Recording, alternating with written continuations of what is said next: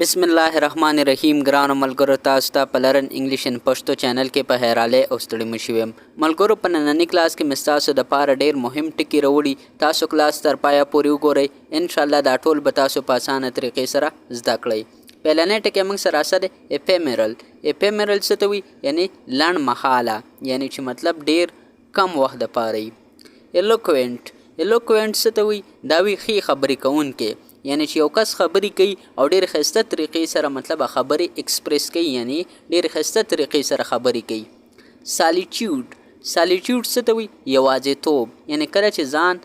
ځان له یو کس پاتې شي دې ته موږ سالیټیوډ وایي دې ته موږ اعلان هم وایي ALONE اعلان بینولنټ څه ته وي مهربان یعنی موږ وی دا کس ډېر بینولنټ دی یعنی ډېر مهربانه دی دې ته موږ په انګلیش کې کایند هم ویل شو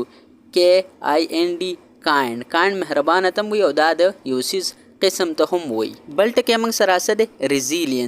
ریزیلینس څه ته وي دا وي زغم ته یعنی چې تاسو نه څوک تپوس وکړي چې ریزیلینس څه ته وي تاسو به ورته سمپل وایي زغم ته اپسکیټ څه ته وي دا وي پټول ته یعنی مثال خبره تانه اوس یو کس تپوس وکړي چې دا سیز څنګه دی او ته په هغې باندې ښه پوهېږي خو ځان هسې دغه کړي چې اوس دې باندې خو زه نه پوهېږم او کنفیوزینګ مایند خپل جوړ کړي نو دې ته موږ اپسکیټ سرینډیپیټي څه ته وي دا وي ناڅاپي نیکمرغي یعنی مطلب دې دپاره دې ته موږ لک هم ویلی شو قسمت چې موږ څه ته وي سرینډیپیټي یعنی ناڅاپي نیکمرغي ها دا بل موږ سره سره امبیګوس دوه معنا لرونکي یعنی مطلب چې یو څیز کله دوه معنی لري هغې ته به موږ په انګلیش کې وایي امبیګوس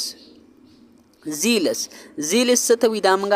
جذبې ته وي یعنی د انسان کې چې کم جذبه کم سپیریټي اوس مثال خبره تاسو غواړئ چې مطلب زه انګلیسي زده کوم او هغې دپاره تاسو کې یو زیلسي یا مطلب یو تاسو کې یو سپیریټي نو تاسو هغې ته همداسې نښتې سئ تاسو به چې دا به زه زده کوم نو دې ته موږ زیلس هم وایي دې ته موږ سپیریټ هم ویلی شو بل ټکی موږ سره سره انکویزیټیو څه ته وایي یعنی پوښتنه کوونکي یعنی د یو کس نه د یو څه باره کې مطلب انکوایري کې دې ته موږ څه ویلی شو انکویزیټیو اپاتي څه ته وایي دا موږ وایي بې پروایي ته یعنی چې یو کس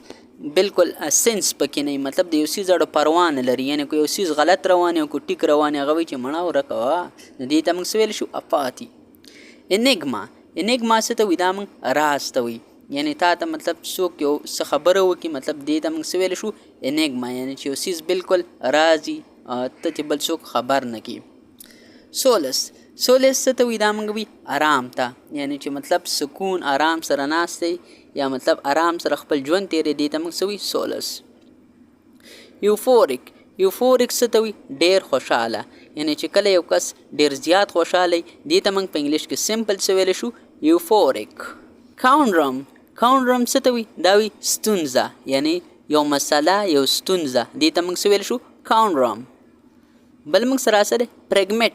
پریګمیټک څه ته وایي دا موږ عملي ته وایي یعنی چې کله ته یو کار عملي طور سره کوې مطلب دې ته موږ څه ویلی شو پریګمیټک ټرانزینټ څه ته وایي دا وایي تېرودونکي یعنی کله چې موږ سره یو څیز عرضي یعنی د څه وخت دپاره دې ته موږ څه ویلی شو ټرانزینټ فیکیټ څه ته وایي دا وایي مطلب پیسټ دا موږ څه ته ویلی شو دا موږ